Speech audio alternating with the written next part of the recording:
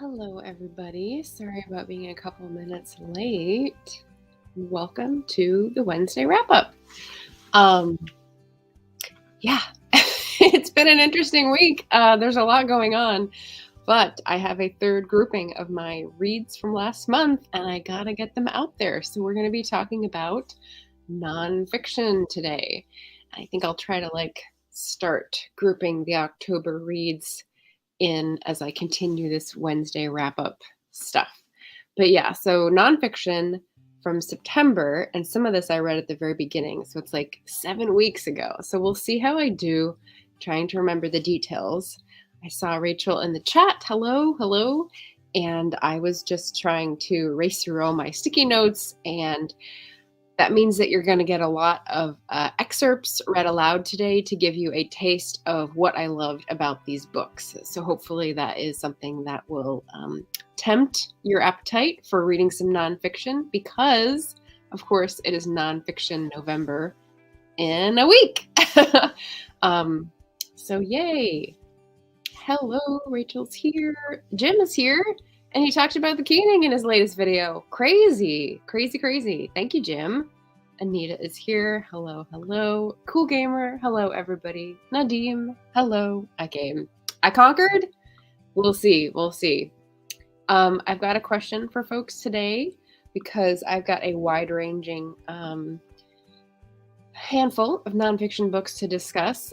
Question of the day is, what's your go-to subgenre or category of nonfiction? Nonfiction is sort of ridiculously broad, so feel free to let me know what your favorite go-to is. Is it nature? Is it biography? Is it politics? Is it science? Everything is contained in nonfiction, so let me know what kind of crowd I've got here live. And let me just, in case anyone hasn't seen this, let you know, why did I have such a week? Because I launched a book. This is it. Fabled Passages, Speculative Stories. It is available as an ebook on any platform you can think of, I think. And it's about 100 pages. It's short fiction, and it's good for spooky season. So it's an easy read to pick up, hopefully this week. And I don't know, have fun with. That is what I will say. That is what I will sign off with today. Oh, yay. I didn't think of that one, Anita. History is a good one. Jim says art. Okay. And also biography, memoir. Sweet. All right. Rachel's is memoir, especially for space-related things. Oh, interesting. So I assume it's like scientists who are experts at space-related things. Very cool. Excuse me. So I'll leave that up. Excuse me. It is still morning here where I am, so let me take a drink. What I'm going to do is start with the outlier this time. So I think I saved it for last time, but we're going to start with it this time.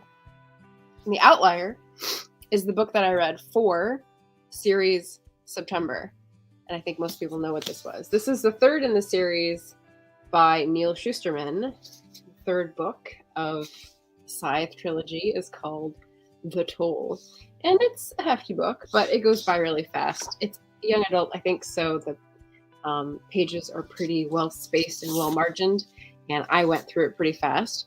And I can tell you, my review is 4 stars. Third book in the series. Doesn't work as hard on the characters, but you're so in the world with the tension, it doesn't even matter. Very good at keeping me reading. So that was my verdict.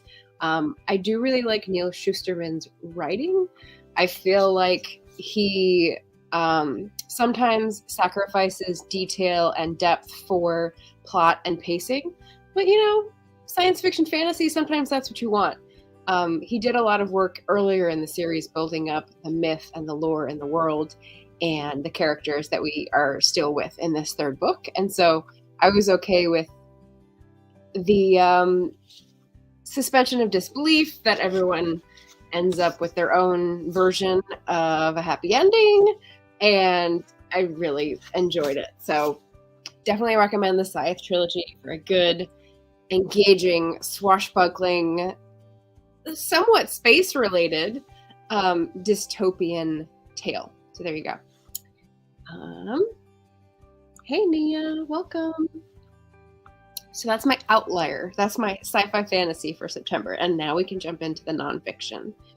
And then at the end, we'll go over what I've read and recommend for Nonfiction November. So let's get the big tome out of the way. This is one I was reading for 2 months. And it's a topic near and dear to my heart. I take my notes off. Amy Klobuchar's book, Antitrust. She is a politician from Minnesota, taking on monopoly power from the Gilded Age to the digital age. And I don't think I wrote anything in my Storygraph review, right, because I had so many sticky notes. So the sticky notes boiled down to another sticky note. The history and the research part, which is where she starts from, which is like the mid-industrialization of America, was really interesting. I learned about different Gilded Age barons, not real barons, but people who started out in a trade and ended up being really, really rich by the end because they captured monopoly power. And so not just the ones you hear about in the East Coast, but one in St. Paul, Minnesota. Never heard of him before. Basically railroad barons. So that actually checks my box for research and history for the month. And that was really good. That was probably like 3 or 4 chapters where she takes us through the not Volstead. That's the Prohibition one.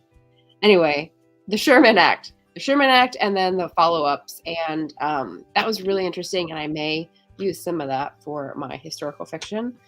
Who knows? Who knows at this point? It's all gathering dust here in the back. She also went into, in the middle of the book, a long list of the fronts people are fighting monopolies on. And so that was pretty illuminating because I've always had in my mind that there are all these different arenas where similar problems are happening. And so it was really interesting to have someone who's been in antitrust for so long say, yes, technology this, and healthcare that, and drugs this, and sort of go through a list. And I was like, finally, it's all in one place. And it's nicely organized by someone. And you just sort of get a resume of the different historical events that have happened that have made the situation what they are now. And so that was really great, and I appreciated that. Then she goes into solutions, and it just sort of drags a bit because then it starts to sound pretty politician-y, and I did this and I did that. And of course, someone who has been doing the work is allowed to say that, but it just comes off not so great when I read it. And also, the list was not as broad, so it got to be a lot more narrow and detailed, and that's less effective for an amateur in the area. So the reading experience for that was not as great, but that's 2 out of 3. So that's pretty good. So I think benefited from reading this. It was a great book. I would recommend it, especially if someone has a lot of winter hours to while away in, say, Minnesota. Rachel's here. Hey, and welcome. I wish I could read as quick. I'm lucky if I get a book read in a month, but I'm glad to see I'm not the only one who reads nonfiction. Yay! Sweet. Okay, so Antitrust took me the 2 months to read, and that was my review. So hopefully that weeded out some people who were yeses or nos. Yeah, Jim is concurring. I zone out when it gets too politician-y. Right. I am not a big reader of biography or memoir. And so I think the places... When she starts out talking about the telecom stuff in the 80s, I was with her, but it's the more recent stuff where it's like, and I introduced this legislation that I did start to zone out on. So yeah, but like 70%, good stuff. Okay, so the next one I want to talk about, I don't know. I've got 3 left. Which one should I do? Let's go with the last one I read. So my review for this on Storygraph is not that one. Where is it? Oh, yes. Okay. This is The Crofter and the Laird by John McPhee, and it was written in the 60s, 1969. I gave it 4 stars and said, much shorter in length and lighter in tone than I had been expecting. I blazed through this book in a day. Thoughtful and musing, much enjoyed. Right. So I think I expected this to be more of an allegory of like historical injustice, but what it is someone visiting who has Colonsay, the island in the Western Isles of Scotland, in his family tree. He goes back, he spends a good amount of time with his family there on this tiny island to sort of get the lay of the land, talk to people, get a sense of what life there is like, and reports back on it. And I was like, oh, that's not what I expected. He also talks to the Laird. So he's getting both sides of the modern version of the sort of, I don't want to say serf culture, but landlord culture in the Highlands, which I have written about in The Keening, for example, which Jim brought up earlier. So I've had this book for a long time, and I was like bummed that I didn't read it earlier. So yeah, easy reading, thoughtful, amusing, and so I just thought I'd read a paragraph to give people a sense of John McPhee's writing style. Just as Colonsay, I don't even know if I'm saying it right. Just as Colonsay is a small continent, some of its men cut rather disproportionately prominent figures against the sky. Under the brooding absence of the Laird, there are great men here, within their context.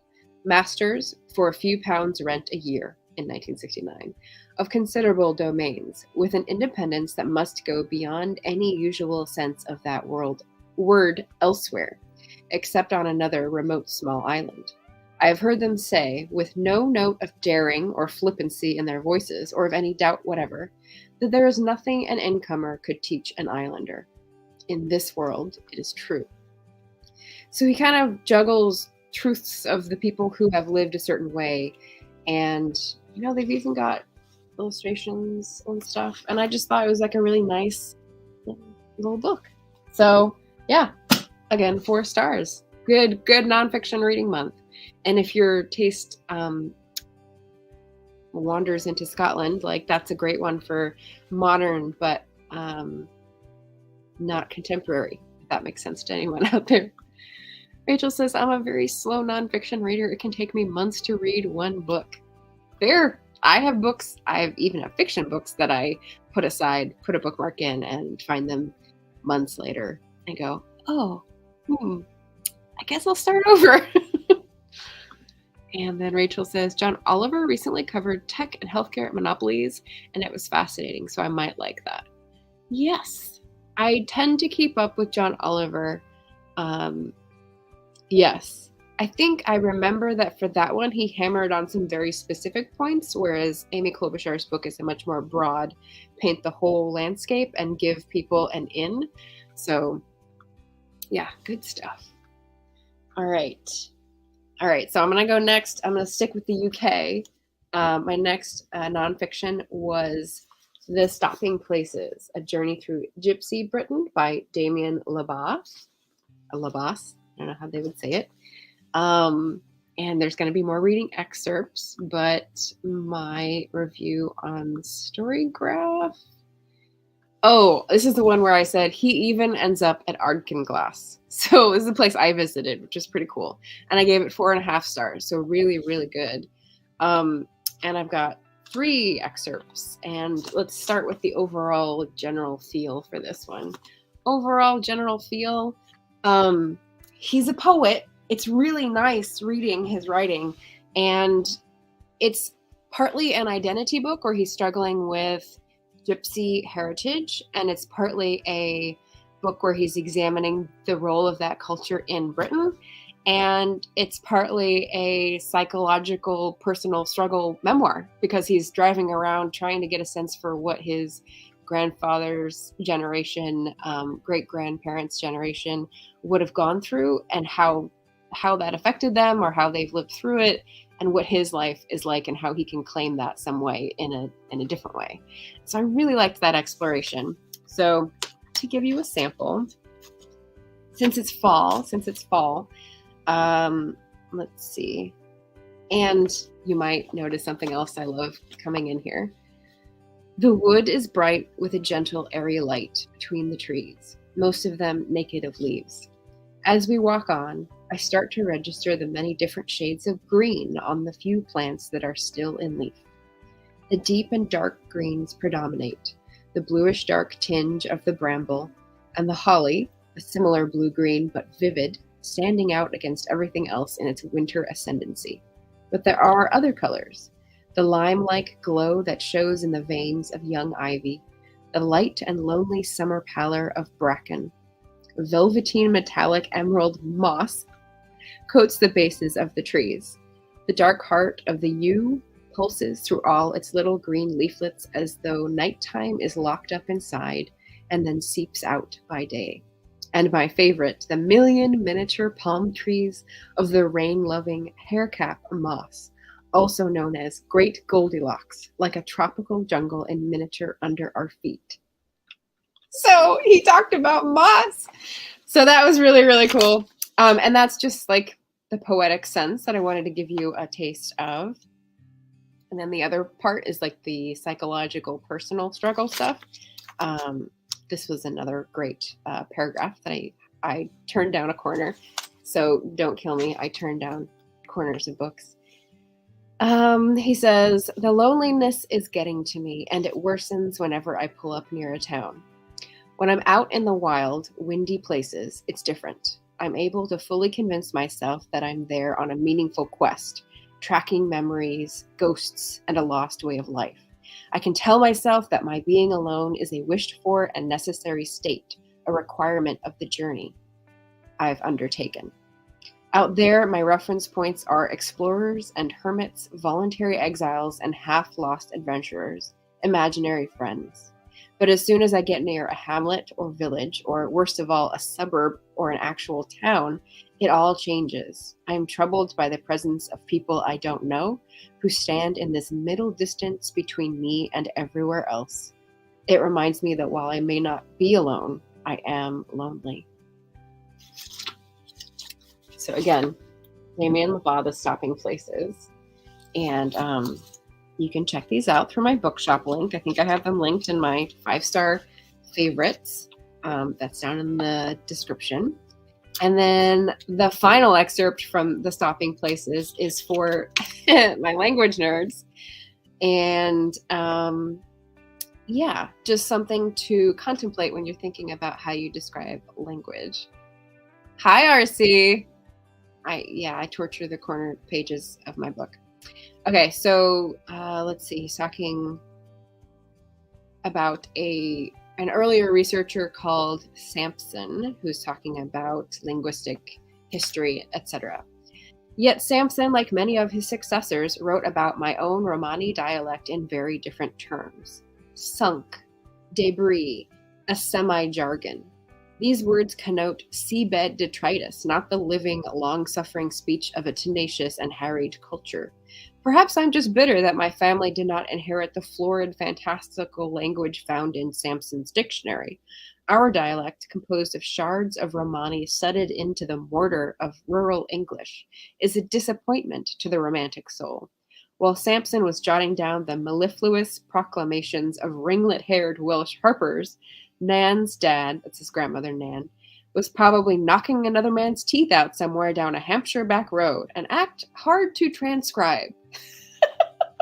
So I like that. He's funny to read, and he really probes the depths of his own sort of like soul searching. And so I thought this was really great. So definitely recommend. Pretty cover here. For anyone interested in UK reads, Jim, wink wink, and gypsy culture. And I use that word because he uses the word, so I feel like it's okay in the context of his book, even if it's harmful in some contexts. This is my reasoning. Oh boy.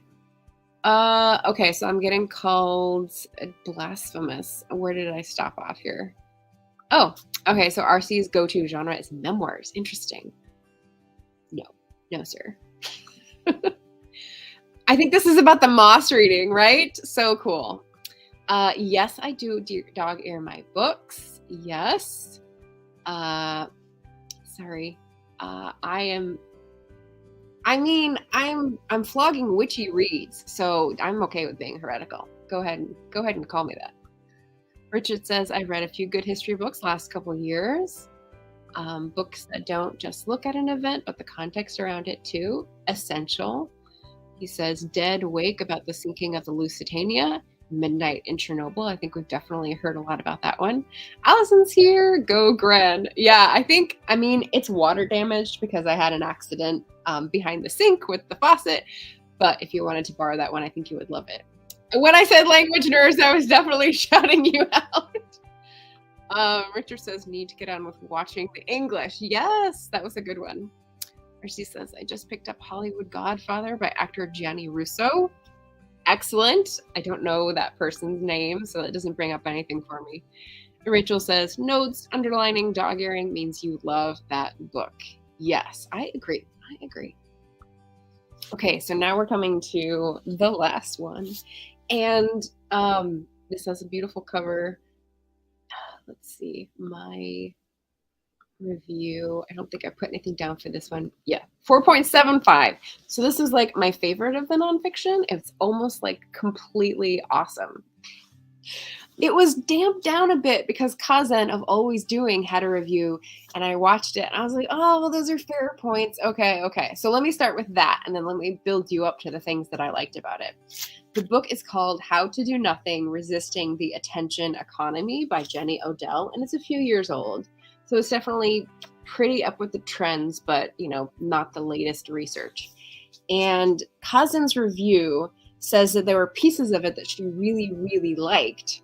And there were other pieces that were completely uninteresting and irrelevant for her. And she was like, why are these even together? You're frustrating me. I want to get more of the good stuff.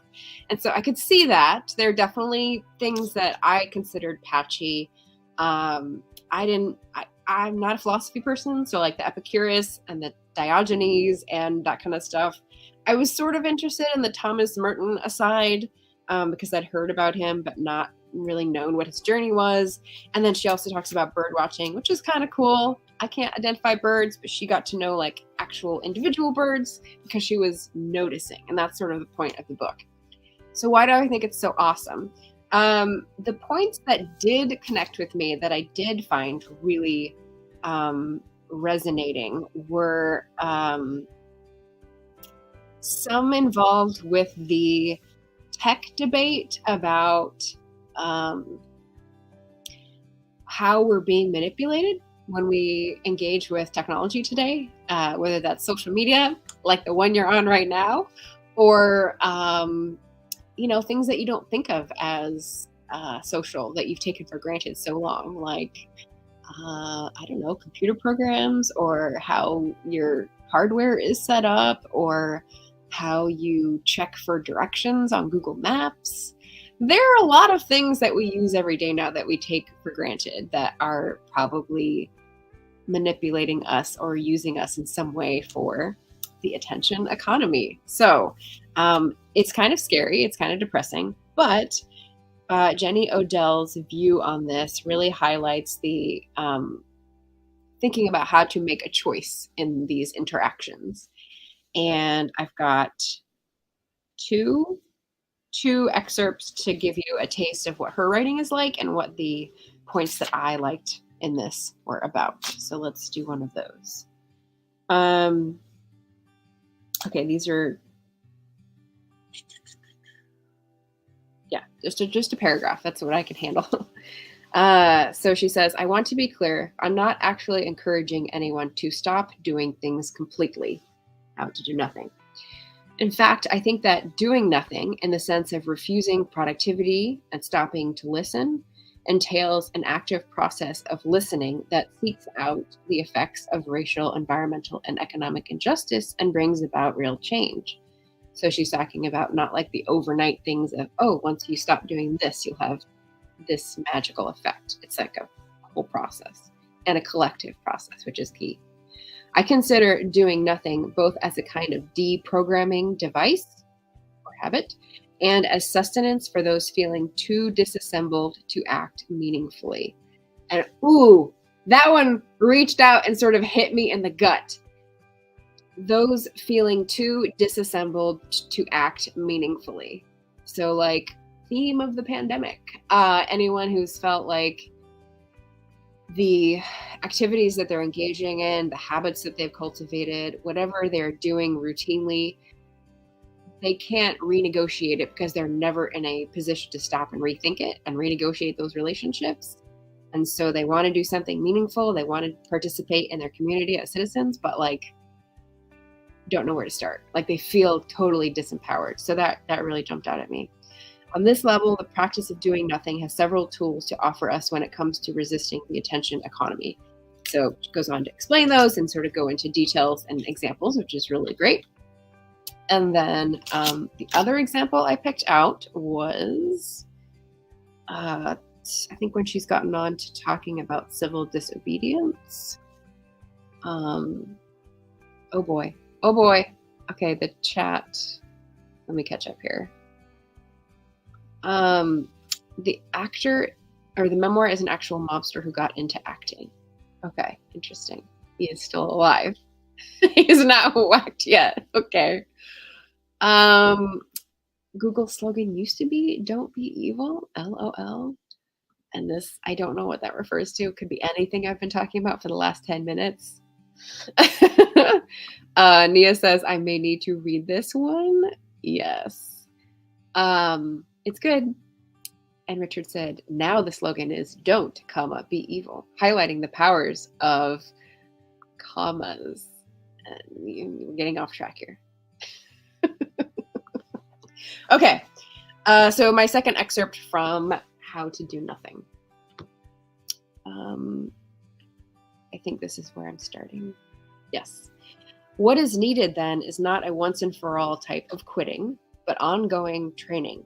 The ability not just to withdraw attention, but to invest it somewhere else, to enlarge and proliferate it, to improve its acuity. We need to be able to think across different time scales when the mediascape would have us think in 24-hour or shorter cycles, to pause for consideration when clickbait would have us click to risk unpopularity by searching for context. There we go. When our Facebook feed is an outpouring of unchecked outrage and scapegoating, to closely study the ways that media and advertising play upon our emotions, to understand the algorithmic versions of ourselves that such forces have learned to manipulate, and to know when we are being guilted, threatened, and gaslighted into reactions that come not from will and reflection, but from fear and anxiety. I am less interested in a mass exodus from Facebook and Twitter than I am in a mass movement of attention. What happens when people regain control over their attention and begin to direct it again together? And I misused a comma earlier there, which maybe rendered the sentence hard to understand, so I apologize. Commas! Very important. So yeah, like I said, there are parts of it where I was less interested because it was talking about philosopher history, and I'm like, don't care. But there were a lot of parts, most of the book, that was about technology and engaging and willpower and brain function and community action. Well, not community action, but possibility of community action, I guess. So yeah, so I really recommend that. That was my favorite nonfiction read. So we're halfway. Perfect. Let me springboard onto, scrolling through. Hi, Paul. See a perturbed looking Margaret on the thumbnail. Right? You got to vary it up. I'm giving a weird look. And I said in my tweet about this was like, yes, it has been a week. I have a book out new and I've done lots of things for that, but my brain is I'm going to concentrate on this Wednesday wrap up because I don't want to fall behind, but I'm going to make a face while doing it. So welcome, Paul. All right. So gearing up for next month, November, we have two things that I'm going to be participating in. Nonfiction November, run by a Book Olive, and her announcement video is down below, as well as Skoden 2022. And I didn't understand what that meant, but it's a overarching native term that is like using the tones of the native accent, I think, to transform "let's go in" to Skoden. And so it's an umbrella term that everyone can use, no matter which Indigenous language is their own. And so it's a bringing together sort of term. And that is Kim of Native Lady Book Warriors readathon, new this year, also down in the description, her announcement video from a week ago. So very exciting. I also popped in this morning like 5 or 6 videos that I've done before about nonfiction and Indigenous reads. It's something I like to discover on BookTube, and I like to read books about those things. And so this is a great month coming up. I'm excited. So to go over the books that I would recommend, because Olive for Nonfiction November does theme words or like keywords that people can try to twist into. This is what I'm doing for this prompt. Her words this year are record or record, element, border, and secret. Secret. What's the verb pronunciation? Anyway, so those are the 4 words. And some of the books that I've got in those videos down below might apply. Beautiful City Burn Again is definitely about the record in the US. Information Doesn't Want to Be Free by Cory Doctorow. That's definitely a record or record sort of suggestion.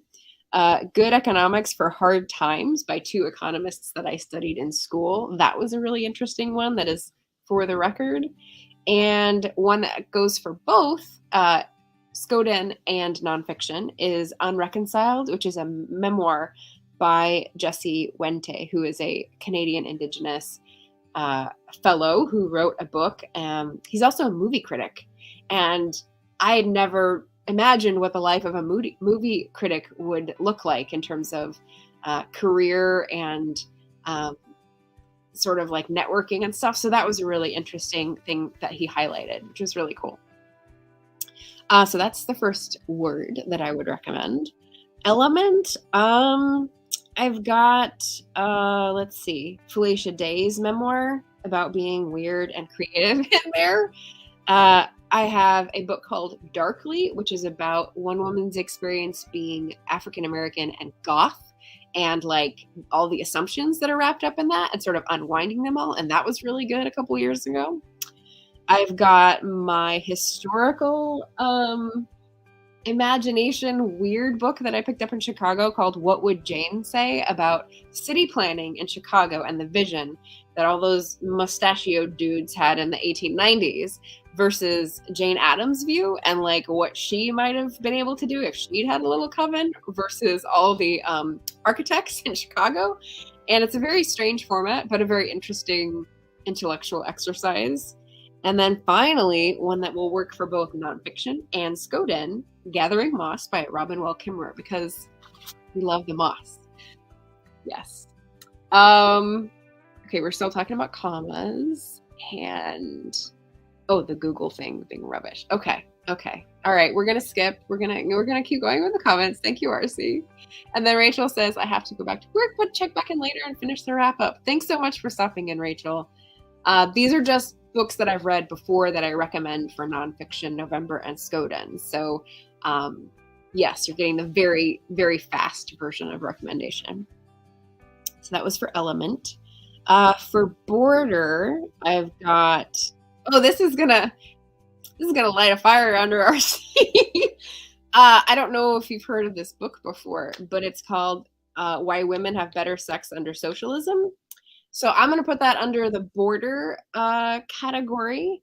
It's a shorter sort of like essays by an academic who's done research in this in terms of women's rights and feeling like personhood is respected, and then what that cascades into in terms of the sexual experience. So it wasn't perfect, but it had a lot of interesting things to say and like thoughts to provoke. So there's that.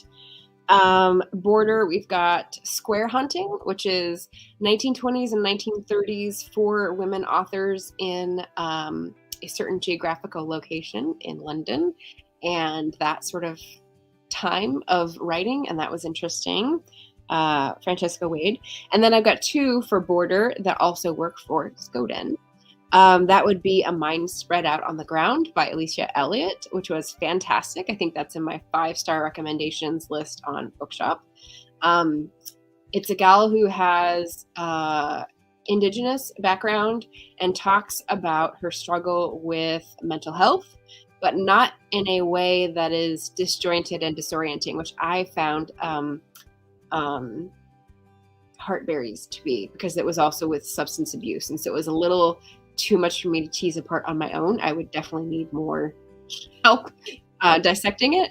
But mine spread out on the ground is short chapters of Alicia Elliott's experience advocating for herself and learning things and interacting with other people and deconstructing terms. And I just thought it was brilliant. So I read that last year and really, really recommend it.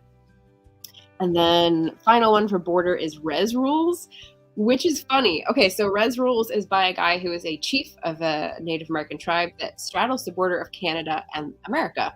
I didn't know this. So he talks about a lot of First Nation, which is what they're called in Canada, policies and how they play out and have played out in his lifetime, in his tribe, in his town. He's often credited with being the most successful chief or leader of a tribe economically, and so people will invite him to conferences. But he goes beyond that to like how he holistically involves people and like the BS he does not put up with. And he's very plain speaking. So I think this would be an enjoyable memoir for people to start out with if they want to hear about both policies, as well as a little bit of history and a lot of like community storytelling. So that was great. That is Res Rules. And it's a picture of the chief with a headdress on his motorcycle on the front of the book. So it's hard to miss. It's pretty great. Allison says, for Skoden 2022 nonfiction, I'd recommend Sasha Lapointe's memoir. Yes, Red Paint. And that has also got a brilliant cover. I haven't read it yet. I was there when you got it from the library, I think, and it was very interesting. I can't remember what the subtitle is. It's something like punk or like, it's very you vibe. So feel free to put the subtitle to give us a little better idea. But yeah, Sasha Lapointe. And I think that's also Pacific Northwest Indigenous. So very cool. And then the final word for Skoden, for Nonfiction November, is secret. And the two that I put down for that one are very different. Again, different subgenres, categories.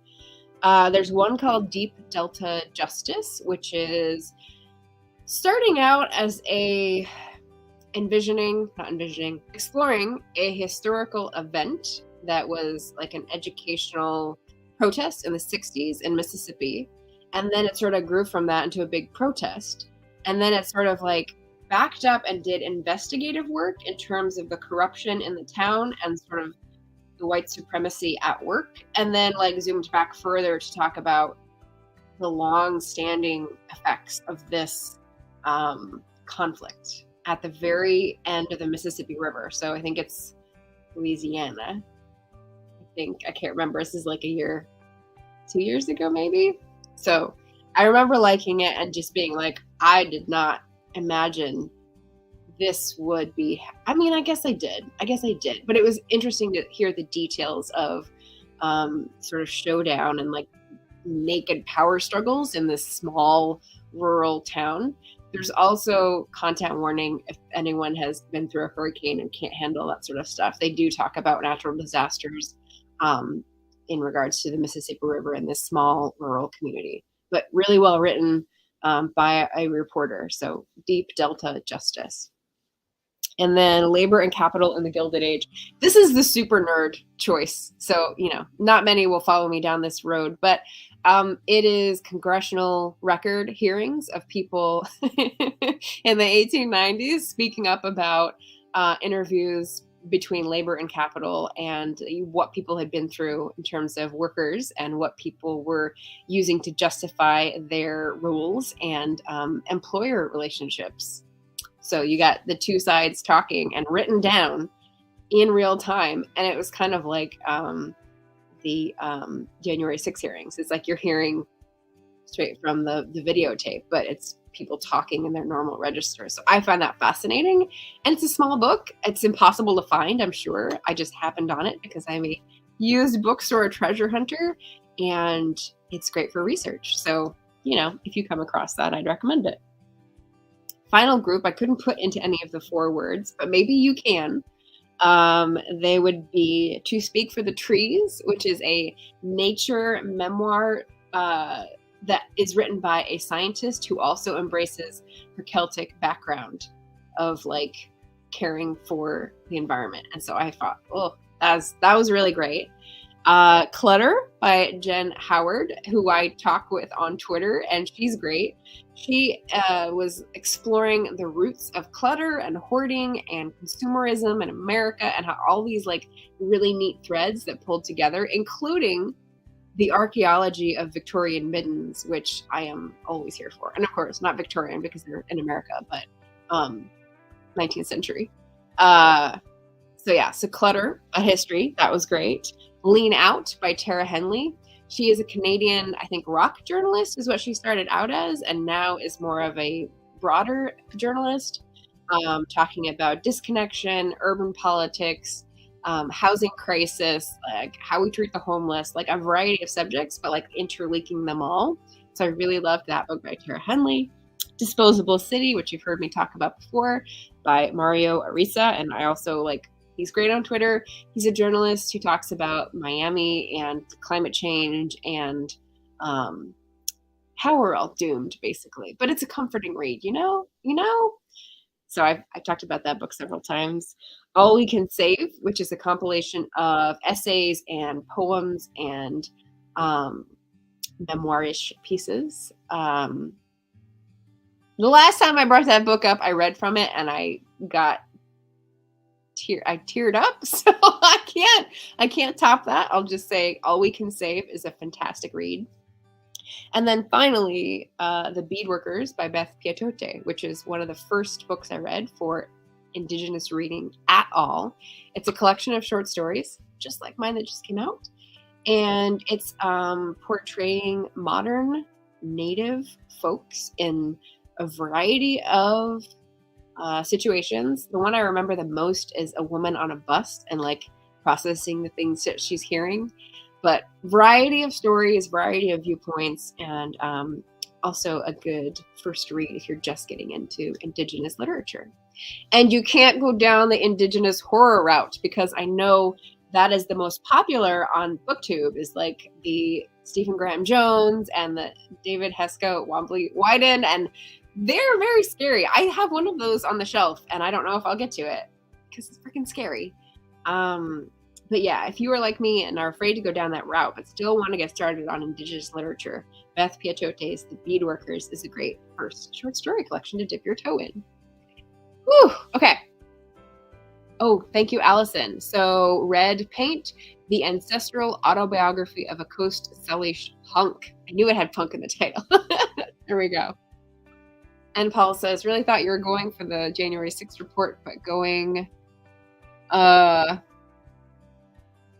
not sure what you mean by that word, 1890s. Yeah, it's not quite, there was no uprising. It was just an investigative report where people were called in to testify, and, you know, they actually had to respond to the subpoenas, so, yeah.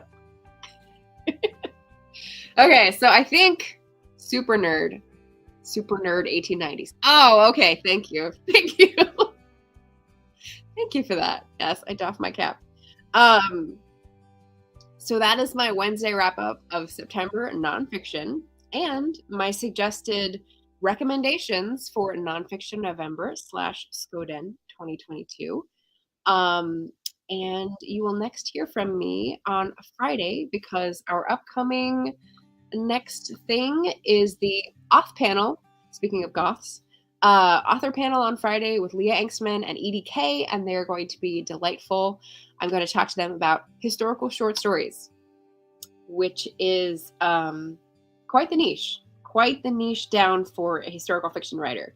Historical fiction is already like a very thin slice of the pie, and then to make it short story formats, like you're going to lose a lot of people. So it takes some gumption to choose to go with that. I will just say that.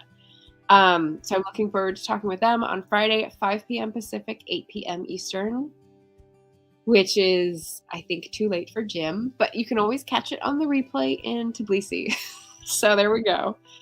And then after that, I will be back on Tuesday with my TBR, which is the books I have not read that I'm hoping to read for my Nonfiction November and Skoden 2022. So I don't know if I can recommend them yet, but I'm hoping they're good. So that is it for me. Thank you for joining.